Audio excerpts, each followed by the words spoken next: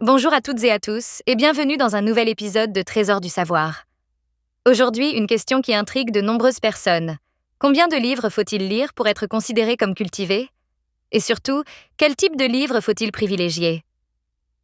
Pour explorer cette question passionnante, nous recevons aujourd'hui un invité spécial, le professeur Alain Lemoine, philosophe et spécialiste en sciences humaines. Bienvenue, professeur. Merci beaucoup pour l'invitation. C'est un sujet très riche et je suis ravi de le développer avec vous aujourd'hui. Commençons simplement. Est-ce qu'il existe un nombre idéal de livres à lire pour être cultivé? C'est une excellente question. En réalité, il n'existe pas de nombre magique. La culture ne se mesure pas en quantité, mais en qualité et en profondeur. Lire 1000 livres sans en retenir l'essentiel peut être moins formateur que lire 50 ouvrages bien choisis et bien compris. Donc ce n'est pas le nombre qui compte, mais la sélection. Exactement. Ce qui fait la différence, c'est le choix des livres, leur diversité et surtout notre implication intellectuelle pendant la lecture. Lire lentement, relire, réfléchir, comparer, c'est là que la vraie culture se construit. Mais y a-t-il un minimum? Un seuil symbolique?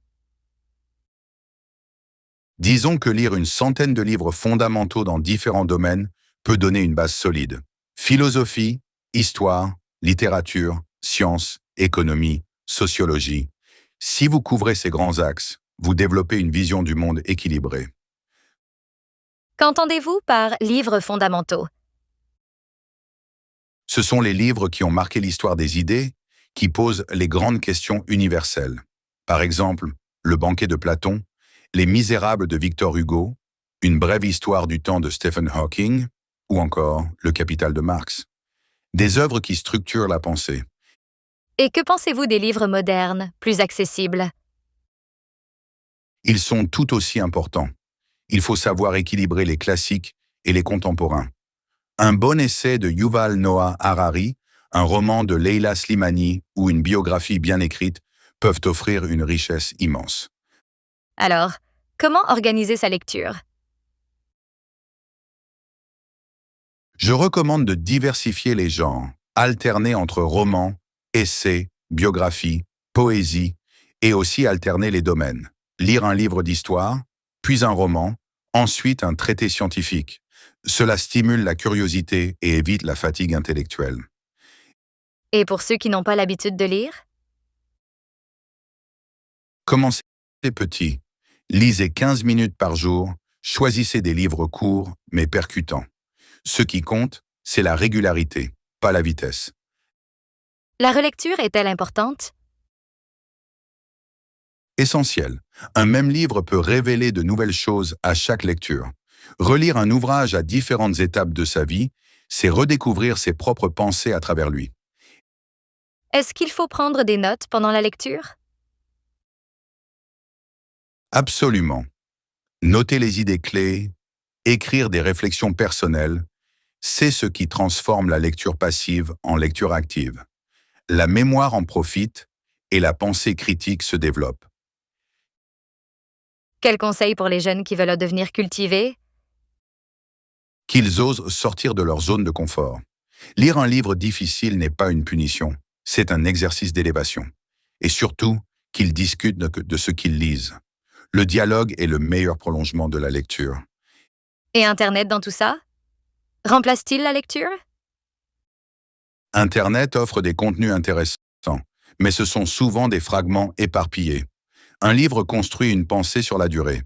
C'est une immersion. Internet peut accompagner la lecture, mais ne peut pas la remplacer. Vous avez mentionné différents domaines. Doit-on lire aussi des livres qu'on n'aime pas? C'est parfois utile, oui. Sortir de ses préférences nous pousse à développer une pensée plus ouverte. Ce qui compte, c'est d'apprendre à lire avec exigence, même si le plaisir immédiat n'est pas toujours au rendez-vous. Y a-t-il des livres à éviter? Certains livres sont pauvres en contenu, répétitifs, voire trompeurs. Il faut apprendre à discerner le fond et la forme. Mais même un livre médiocre peut nous apprendre quelque chose, si on sait le lire avec un esprit critique. Peut-on devenir cultivé sans lire? C'est possible, mais très limité. On peut apprendre en observant, en discutant, en voyageant. Mais la lecture reste la voie royale vers une culture solide et articulée. Un dernier mot pour nos auditeurs? La culture n'est pas une course. Elle est un compagnon de vie, lisez par passion, par curiosité, par besoin de comprendre le monde. Et vous verrez que chaque livre lu est une brique posée dans la construction de vous-même. Merci infiniment, professeur Lemoine, pour cet échange stimulant. À vous, chers auditeurs, continuez à nourrir votre esprit. On se retrouve très bientôt pour un nouveau voyage dans Trésor du savoir. Entamajam.